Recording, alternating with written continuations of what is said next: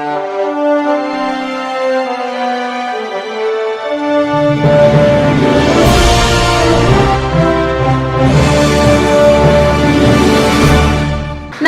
मी Shweta Pawar. City TV लाईव्हच्या बातमीपत्रात आपलं स्वागत आहे.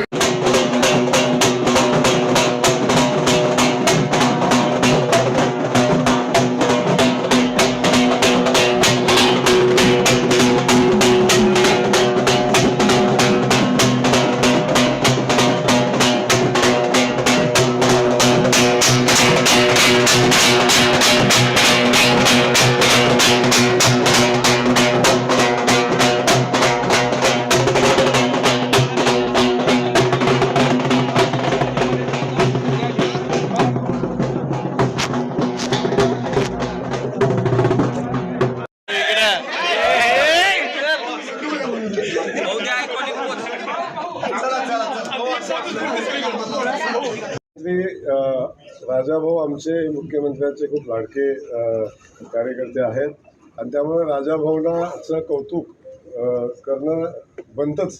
त्यामुळे राजाभाऊंना फोन येणं साहजिक आहे.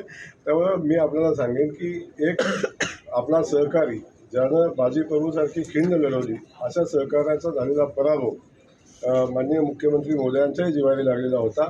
तेव्हा अशा कार्यकर्त्याचं पुनर्वसन करणं हे आदरणीय देवेंद्रजीकडूनच शिकलं पाहिजे, मुख्यमंत्री मोदयांच्याकडूनच शिकलं पाहिजे आणि खरा आदर्श त्यांनी घालून दिलेला आहे.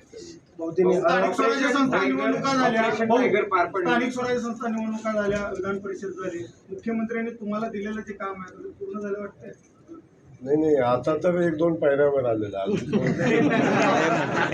हो. आता हे जे 102 मतं इतर म्हणजे महायुती आणि महाविकास आघाडी सोडून 102 मतं होते, त्यातले 40 मतं ही राष्ट्रवादीला गेलेली आहेत आणि 62 मतं आपल्याला आलेली आहेत आणि 13 मतं बाद झालेली आहेत.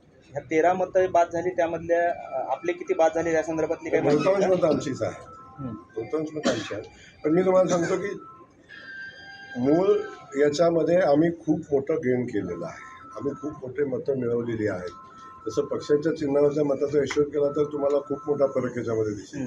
त्यामुळं आम्ही एवढंच सांगतो की म्हणजे माझ्या सगळ्या सहकार्यांनी, म्हणजे मी आता नावं कोणाचं चुकून घ्यायचं राहिलं असेल त्याचा पुन्हा इश्यू नको व्हायला, परंतु मी माझ्या सगळ्या भारतीय जनता पक्षाच्या माझ्या सहकारी बांधवांचं, सहकारी महायुतीतल्या आमच्या सगळ्या सहकाऱ्यांचं मनापासून आभार मानेन आणि खास करून सोलापूरच्या जनतेला मी सातत्यानं धन्यवाद देतो.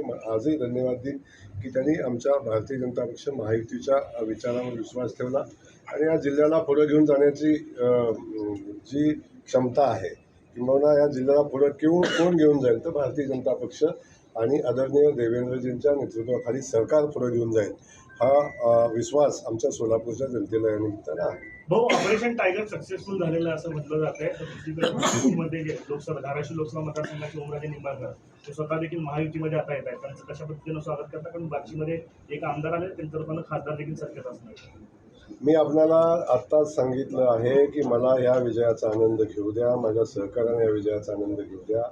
त्या बाकी सगळ्या गोष्टीवर विचार करायला खूप वेळ आहे. आपण विचार करू आणि शेवटी महायुतीमध्ये आलेल्या सगळ्या लोकांचं स्वागत करणे ही आमची जबाबदारी आहे. ती आम्ही त्याविषयी वेगळं काय सांगणं मला वाटतं उचित नाही. भाऊ, राष्ट्रवादी शरद पवार पक्षाच्या 3 आमदारांनी आपल्याला पाठिंबा दिला होता. आता निवडणूक झालेली आहे. हा पाठिंबा तात्विकच म्हणावा लागेल का येणाऱ्या काळात देखील असेल विकास कामांच्या मुद्द्यावरती वगैरे? आपण बघतो की मी त्यांचे आभार मानेन. जे अभिजित पाटील जे असतील, सन्माननीय बाबासाहेब पाटील असतील, सन्माननीय नारायण पाटील असतील आणि सन्माननीय जानकर असतील, चौघांचे मी आभार मानेन. शेवटी काही गोष्टीवर किंबहुना राजाभाऊंच्या उमेदवारीच्या विषयावर त्यांनी आमच्यासोबत येण्याचा निर्णय घेतला. याचा अर्थ आम्ही पॉलिटिकली एकत्र आलो असे होऊ शकत नाही. परंतु मी सांगितलं ना, आगे आगे देखो होता है क्या.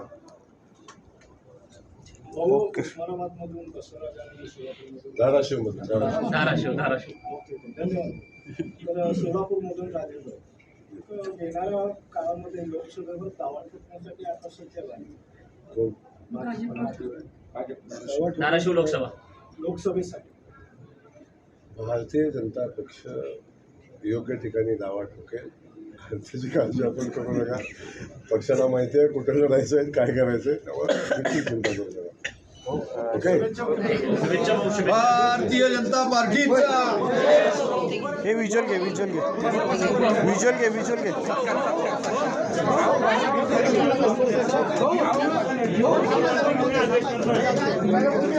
भारतीय जनता पार्टीचा भारतीय जनता पार्टीचा